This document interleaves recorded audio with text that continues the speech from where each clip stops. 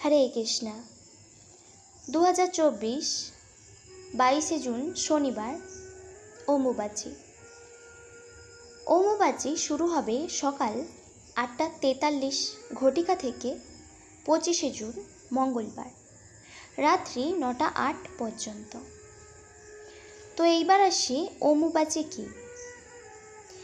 অম্বুবাচী হল সৌরপঞ্জিকা অনুযায়ী আষাঢ় মাসে সূর্য মিথুন রাশিতে প্রবেশ করলে বসুন্ধরা মাতা ঋতুমতী হয়। তো এটি হচ্ছে অম্বুবাচী। এই সময় প্রবল বৃষ্টি হয়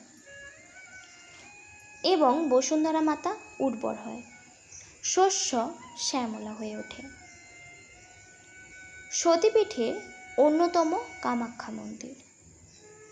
এই কামাখ্যা মন্দিরে সতীর গর্ভ ও যোনি পড়েছিল।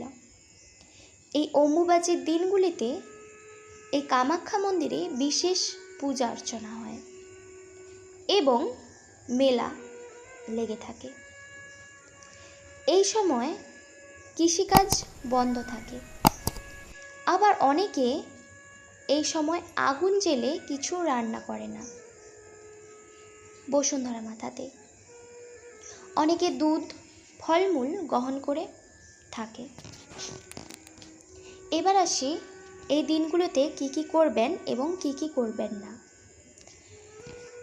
এই দিন অর্থাৎ 22শে জুন শনিবার জগন্নাথ দেবের স্নানযাত্রা পড়েছে। খুবই একটি সুন্দর এবং বিশেষ উৎসব। কিন্তু এই দিন যথারীতি ভগবানের সেবা চলতে থাকবে এবং অভিষেকও চলতে থাকবে। এই দিন যেহেতু স্নানযাত্রা পড়েছে, তাই এই দিন পরনিন্দা পরচর্চা উচিত নয়। বেশি করে হরিনাম জপ, ভগবানের লীলা কীর্তন করা উচিত।